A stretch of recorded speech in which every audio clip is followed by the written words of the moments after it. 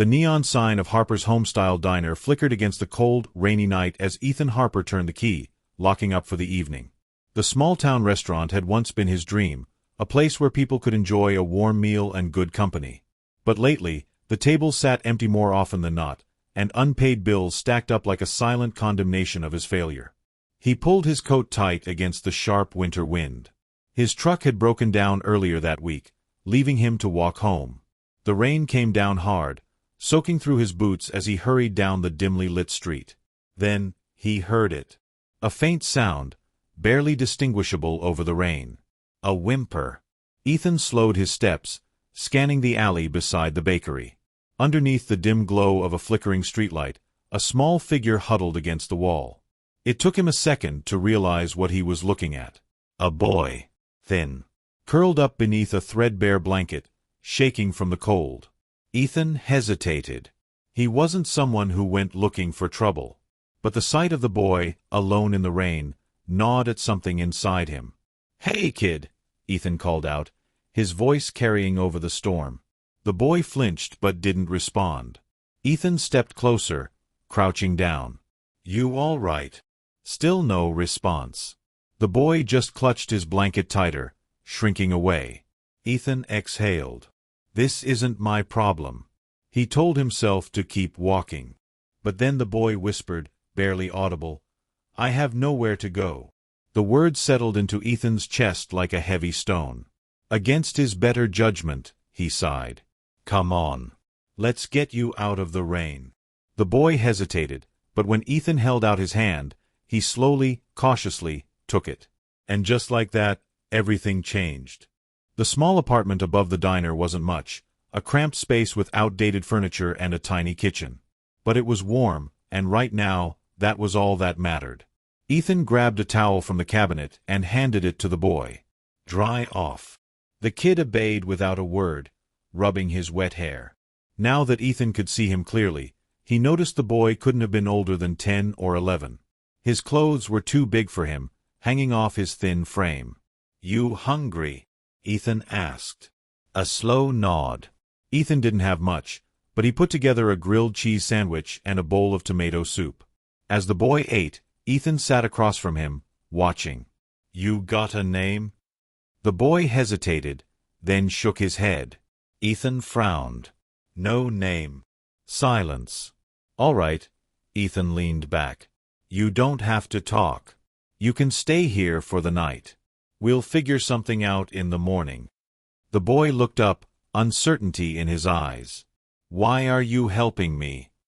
Ethan opened his mouth, then closed it. Why was he?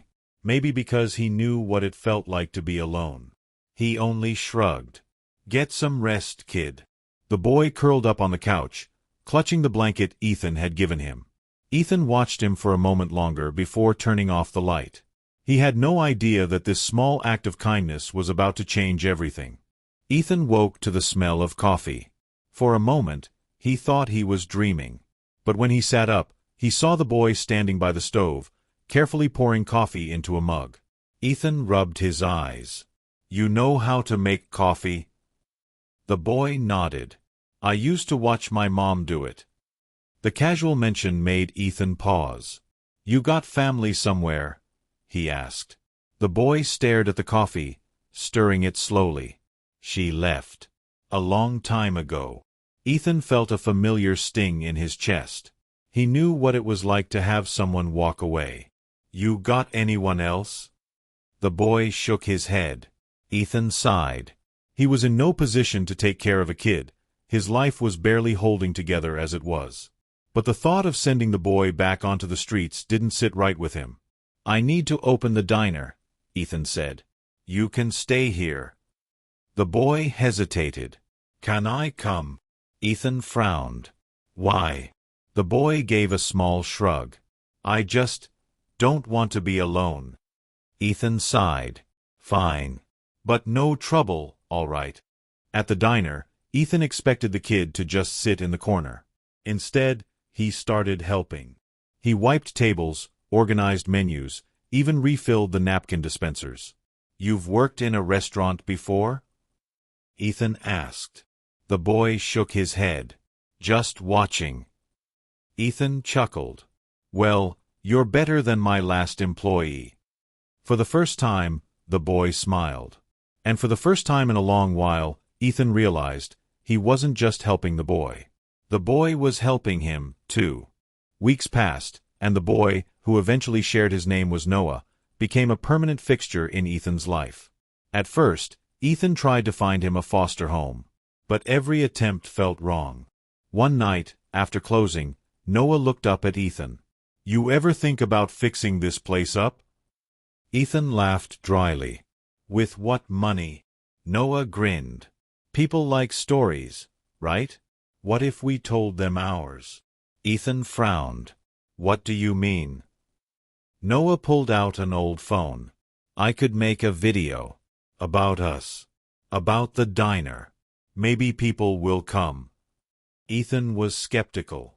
But he let Noah try. The boy filmed the diner, talking about Ethan, about the kindness he had shown when no one else did. He shared their story online, attaching a simple message. Sometimes, people just need a second chance. Ethan didn't expect anything to come from it. But he was about to be proven very, very wrong. The next morning, Ethan walked to the diner and stopped in shock. A line stretched down the street. Inside, the place was packed. People from all over had seen Noah's video. The response was overwhelming. I saw your story online, one customer said. You did a good thing. Orders kept coming. New faces filled the seats. The diner, once on the brink of shutting down, was alive again. Ethan looked at Noah in disbelief. What did you do? Noah grinned. Told the truth. Over the next few months, the diner thrived. Donations came in to help fix it up. Regulars became friends. And Noah found a home. One night, as Ethan flipped the diner's closed sign, Noah stood beside him. Ethan. Yeah. You saved me. Ethan looked at him, then shook his head. No, kid. You saved me. As they walked home together, Ethan realized something. The unexpected guest he had taken in, he wasn't a burden. He was the greatest gift life had ever given him.